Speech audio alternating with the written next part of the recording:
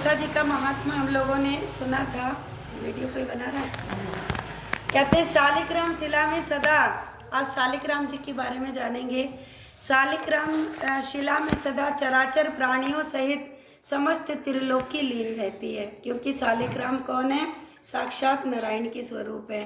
और कहते हैं कार्तिक मास में जो शालिग्राम शिला के दर्शन करता है, उन्हें मस्तक झुकाता है, स्नान कराता है, उनका पूजन कराता है, कहते हैं कोटि यज्ञों के समान पुण्य और कोटि गौ दान का फल प्राप्त होता है शालिग्राम की पूजा। और कहते हैं महादेव जी अपने पुत्र कार्तिकेय से कहते हैं कि बेटा, जो पुरुष सदा भगवान विष्णु की शालिग्राम शिला का चरणामृत पान करता है, उसे दोबारा माँ के गर्भ में नहीं आना पड़ता है।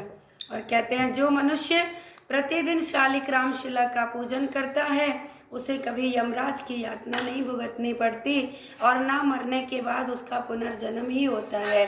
भगवान स्वयं बताते हैं कि करोड़ों कमल पुष्पों से मेरी पूजा का जो फल प्राप्त होता है, वो शालिग्राम शिला के पूजन से सरल ही मिल जाता है।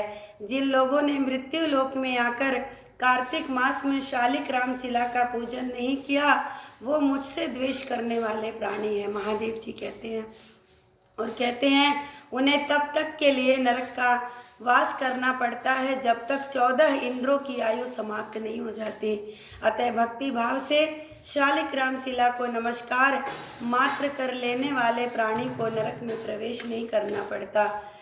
अन्य सभी कर्मों के फल का कहते हैं कि माप है, परंतु कार्तिक मास में शालिग्राम शिला के पूजन का कोई माप नहीं है। और कहते हैं जो इनका अभिषेक करता है जल से, संपूर्ण तीर्थ का उसको फल प्राप्त होता है। और विशेषतः कार्तिक मास में शालिग्राम शिला के सम्मुख स्वास्तिक बना करके मनुष्य अपनी 7 पीढ़ियों को पवित्र कर लेता है। और जो नारी प्रतिदिन शालिग्राम शिला रूपी भगवान विष्णु को नमस्कार करके अपनी गृहस्थी का कार्य शुरू करती है, कहते हैं वो 7 जन्मों तक विधवा नहीं होती है। केवल नमस्कार कर लीजिए बस। और उसके बाद कहते हैं सदा सुहागिन के रूप में प्रतिष्ठित रहने के कारण वो समस्त